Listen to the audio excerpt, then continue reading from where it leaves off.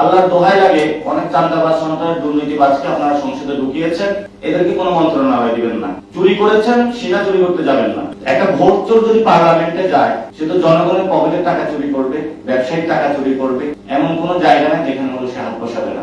এক চোর তো ইন্ডিয়া পালায় গেছে, আরেকজন চুরি করার জন্য রেডি হচ্ছে।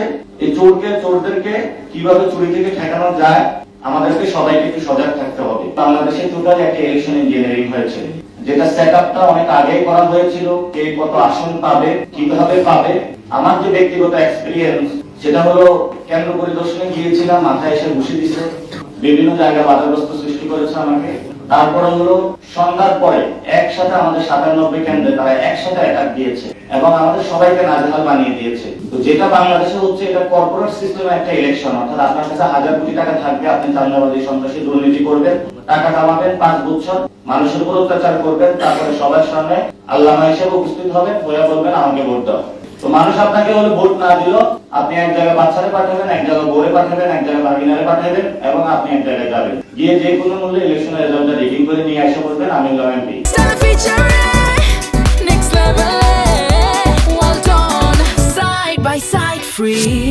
ইনশাআল্লাহ মানুষ আমাদের উপর ভরসা রেখেছে।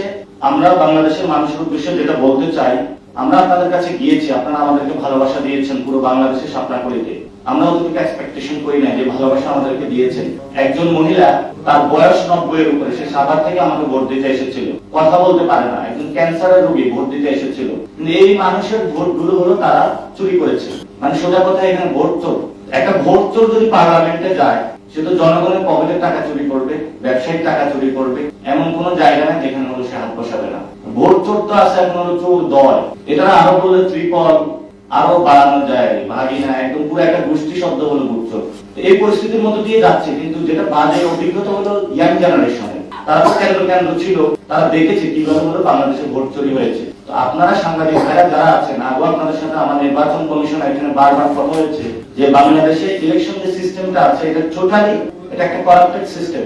যে সিস্টেমের মধ্যে আপনার অনেক টাকা প্রয়োজন হবে, এই টাকাগুলো হলো জনগণের পকেটের টাকা। এই পরিস্থিতি আসলে বাংলাদেশে চলতে দেওয়া যাবে না। যারা এই নির্বাচনটা করেছেন, আল্লাহর দোহাই লাগে, অনেক চাঁদাবাজ সন্ত্রাস দুর্নীতিবাজকে আপনারা সংসদে ঢুকিয়েছেন, এদেরকে কোনো মন্ত্রণালয় দিবেন না। যতটুকু হয়েছে ততটুকু সীমাবদ্ধ থাকেন। চুরি করেছেন, সেটা চুরি করতে যাবেন না। এখন আমরা বিভিন্ন জায়গায় শুনতেছি, কেউ যোগাযোগ মন্ত্রণালয়, কেউ ওই মন্ত্রণালয়, কেউ গৃহায়ণ মন্ত্রণালয়। আগে যা গণপূর্ত মন্ত্রণালয় চুরি হয়েছে, সেগুলোর আমরা হিসাব পাইনি। আগে যা দুর্নীতি হয়েছে, সেগুলোর আমরা হিসাব পাইনি। তো মানুষ আমাদেরকে ভালোবাসা দেখিয়েছে। আমরা আগামীতে প্ল্যান করেছি যে মানুষের কাছে যাব, আমরা আরো কষ্ট করবো বেশি। যে মানুষগুলো আমাদের ভোট দেয় নাই, তাদের কাছে যাব, যাতে তাদের মন জয় করতে পারি। এবং আমরা একটা দাওয়াতি কার্যক্রম আমি চিন্তা করছি শুরু করব। যে সকল লোক চাঁদাবাজি সন্ত্রাসী করে, যা বলবো বাবা তুমি এগুলো আর করিও না, নতুন বাংলাদেশ গড়ে চলো, এবং তাদের বাসায় যায় তাদেরকে দাওয়াত দিয়ে আসবো। এছাড়া তো আসলে কোনো উপায় নাই আমাদের। জনগণ যারা আমাদের উপরে বিশ্বাস রেখেছে পুরো বাংলাদেশে, আমরা আপনাদেরকে ধন্যবাদ জানাই। বিশেষত আমাদের কয়েকটি আসন যেটাতে আমরা পাশ করেছি, সেখানে হলো প্রবাসীদের ভোট। প্রবাসীরা অভূতপূর্বভাবে সাতটাকলি এবং আমাদের 11 দলীয় জোটে হলো ভোট দিয়েছে তারা। আমরা আপনাদের কোনো কিছু দিয়েই এই ঋণ বাংলাদেশে শোধ করতে পারবো না। বাংলাদেশ যখন বিপথে যাচ্ছে, প্রবাসীরা কিন্তু বাংলাদেশে গণ অভ্যুত্থানে এগিয়ে এসেছিল, এবং আসার কারণে এই মানুষগুলো যারা বাংলাদেশে এসেছে, এরা যে বাংলাদেশে ফিরতে পারবে তাদের কিন্তু আশা ছিল না। কাউকে মৃত্যুদণ্ড দেওয়া হতো, কাউকে আজীবন জেলে রাখতে দেওয়া হতো। তারা বাংলাদেশে ফেরত এসেছে, মানে কি নতুন বাংলাদেশ সৃষ্টি হয়েছে।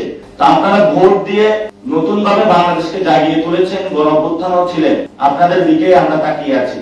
যখন আন্দোলন হচ্ছিল, তখন আপনারা রেমিটেন্স বন্ধ করে দিয়েছিলেন, শাটডাউন কর্মসূচি, গণভোটের পক্ষে হা ক্যাম্পেইন করেছিলেন, এবং সব প্রবাসী গণভোটে হা দিয়েছে নির্বিচারে বাংলাদেশ গঠনের জন্য।